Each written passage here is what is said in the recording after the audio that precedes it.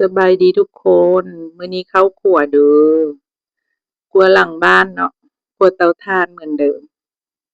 มื้อนี้เฮ็ดต้มเข็มตีนจอกหมูเด้อทุกคนมื้อนี้ไปซื้อตีนจอกหมูเนาะมาเฮ็ดต้มเข็มใส่ไข่ใส่มันฝรั่งแล้วก็ใส่หัวไชเท้าเราก็เอาหมูมาผัดใส่ใบขี้หู้นหัวข่าก่อนเนาะให้มันหอมให้มันดาดมันให้มันมีกลิ่นหอมก่อนแล้วเราจึงไปคั่วน้ำตาลคั่วอันนั้นแล้วก็ใส่ผงพะโล้อิหยังลงไปเนาะ หลังจากที่เราผัดไปให้มันมีกลิ่นหอมได้ที่แล้วเราก็เอาป่งไว้ก่อนแล้วก็พัดน้ำตาลอิหยังแล้วก็เอามาใส่เนาะเด้มันก็สิแดงๆแบบนี้มันแดงนี่ก็บ่แม่นแต่เราคั่วน้ำตาลใส่เด้อเราก็สิใส่ผงพะโล้แด่ใส่ซีอิ๊วดำแด่เนาะเพราะว่าข้อยบ่ให้เห็นตอนอันที่ผัดคั่วน้ำตาลหั้นนะข้อยจะตัดมาใส่บัดเดียวเลยเนาะ อันนี้เราก็มาใส่แล้วเนาะหลังจากที่ว่าเราผัดหมูให้มันหอมแล้วเราก็เอาน้ำที่ว่าเราคั่วจากน้ำตาลหั่นแล้วก็ปรุงด้วยผงพะโล้อิหยังหั้นแหละเด้ก็หมดแล้วเด้น่ากินแล้วเด้บัดนั้นเราก็เอาไข่มาใส่ไข่ที่เราแกะไว้เนาะให้หมูสุกก่อนเด้อทุกคนให้หมูสุกให้หมูเอาเปื่อยแล้วเนาะเราจั่งเอาไข่มาลงเนาะบ่ซั้นย้านมันเละนะ หลังจากที่เอาไข่มาลงแล้วเขาก็สิเอามันฝรั่งหรือว่าหัวไชเท้ามาใส่อีกน้ำหลังเนาะเพราะว่าตัวนั้นหั้นนั่นถ้าเราบ่อยากใส่ก็บ่เป็นหยังแต่ว่าข้อยหั้นใส่ไว้กินข้อยเองเพราะว่าเราจะตักเอาตอนหัวไชเท้าหรือว่ามันฝรั่งมากินเป็นอาหารของเราเนาะ เพราะว่าเป็นต้นหมู่ต้นหยังนี่ก็กินได้อยู่แต่กินหลายบ่ได้หั้นน่ะเนาะเราก็เลยเอามันฝรั่งมาใส่หัวไชเท้ามาใส่แล้วเราก็สิกิน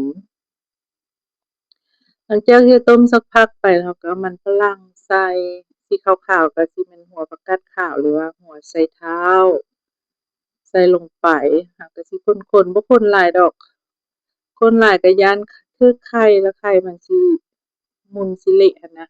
เราก็สิแปรงๆให้มันจัดสรรให้มันดีๆแล้วก็เอาผ้าม่องหม้อมไว้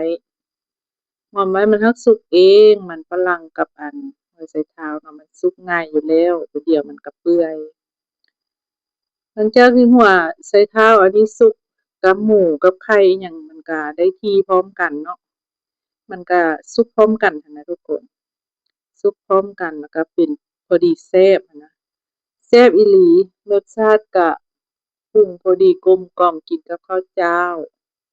แซ่บได้ทุกคนมากินนำกันเด้อมื้อนี้กินอันนี้แหละแต่ว่าข้อยหั้นก็เลือกกินแต่มันฝรั่งเนาะกับข้าวเจ้ากับอันนี้นี่แหละเด้ก็สุกแล้วเด้น่ากินบ่ทุกคนหมูก็เปื่อยเปื่อยพอดีกรุบๆหั้นนะหมูที่เขาเอาตีนจอกมีหนังมีหยังหั้นนะมีเอ็นมีหยังหั้นนะแซ่บอีหลีเพราะว่ากิน2ตอนเนาะกิน2ตอนแซ่บ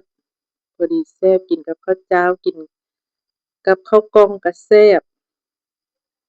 ก็มีไข่เนาะก็บ่ได้แดงเกินไปพอดีมาเด้อทุกคนกินนำกันเด้อแซ่บแซ่บ